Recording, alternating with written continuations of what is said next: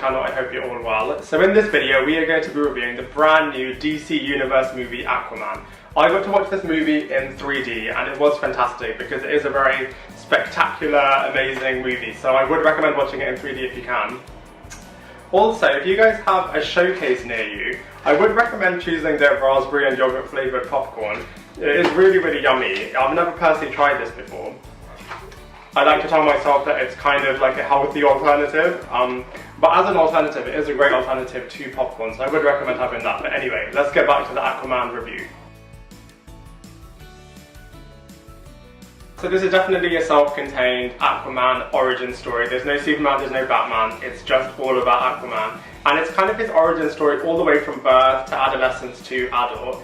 And you kind of see how he's become kind of the character that he is right now, and how he's happy to be someone that's saving civilians underwater and then at the same time living on land as a half-breed. So he's half Atlantean, half human, and he's kind of chosen to live with humans effectively.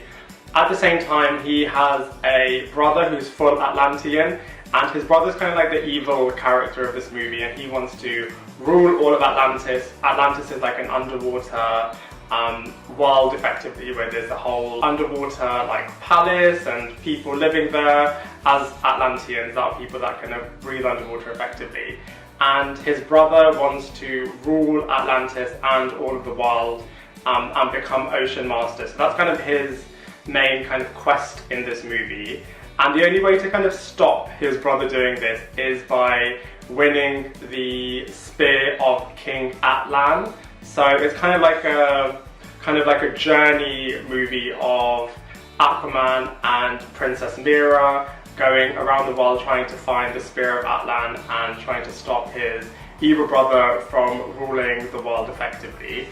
At the same time, there's another kind of villain character who is a pirate that Aquaman one day stopped from kind of robbing a submarine effectively one day.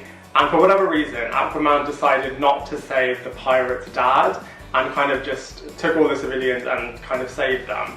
And this pirate has kind of made it his life mission to get back at Aquaman, because obviously he feels like it was Aquaman's fault that his father died.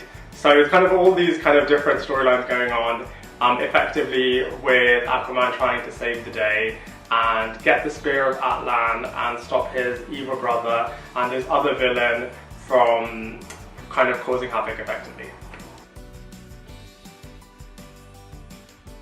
So the actors on the most part did a really, really good job in terms of portraying their characters.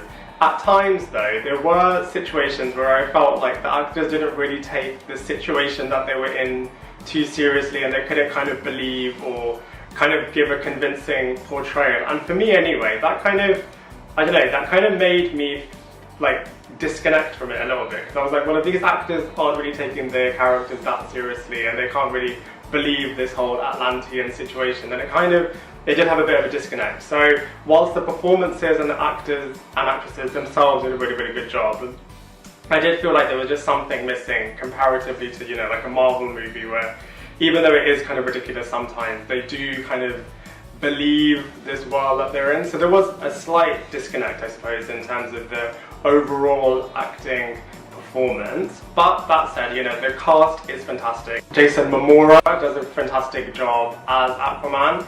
He's, you know, kind of throwing himself into it. I would compare it to maybe Tom Hardy's Venom, who totally, you could tell, was having a blast in that role. There was maybe, again, with Jason, there was just something missing in terms of comparatively to, you know, Tom Hardy's Venom, and that, again, kind of took away from the whole cinematic universe experience a little bit. But, you know, for the most part, Jason did a really, really good job in terms of playing Aquaman. Then we have Amber Heard, who played Princess Mera. She kind of brings the supernatural element because she can kind of control water with her mind. I mean, all of the Atlantean characters, I suppose you could say, is a little bit supernatural because they can breathe underwater, they can talk underwater, they can live underwater. But in terms of, you know, outside of that, Amber's definitely bringing the telekinetic magic to the movie. Then we have William Dafoe, who is bringing his acting pedigree to this movie. It's really interesting because we obviously know him from Sam Raimi's Spider-Man trilogy, where he played the Green Goblin. So he's obviously jumped ship to DC now, where he does do a great job as playing the Royal Counselor. I guess they could have given him a bigger part, but you know, for the part that he plays, he did it really, really well.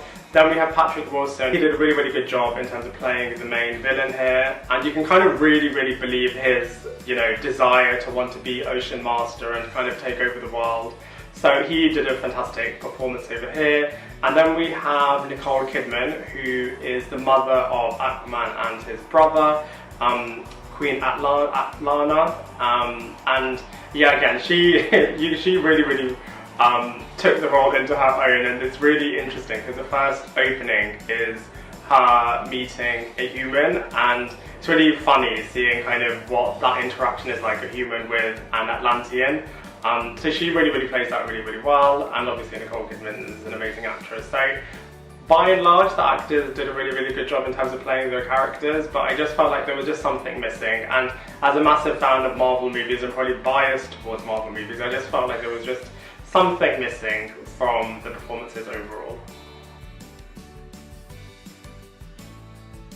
From a visual standpoint, you can't fault this movie at all. It does a phenomenal job in terms of making a Hollywood masterpiece. Everything just looks really spectacular. The world of Atlantis just looks amazing. The visual effects are out of this world. I'm talking about, you know, the world. You do kind of go traveling with the characters all over the world as well. So you go to the Sahara Desert, you go to Italy. It's all, you know, very beautiful, and I personally love traveling. So kind of seeing all of these beautiful sights in the Aquaman movie was definitely a highlight. So from a visual standpoint, this movie is amazing. In and of itself, Aquaman is a great movie from a visual standpoint and from a character-driven standpoint. The acting could have been improved a little bit, but you know, on a whole, it is a great movie. Comparatively to other superhero movies though, you know, within the DC universe, it is fantastic. It's probably the best movie in the DC world so far.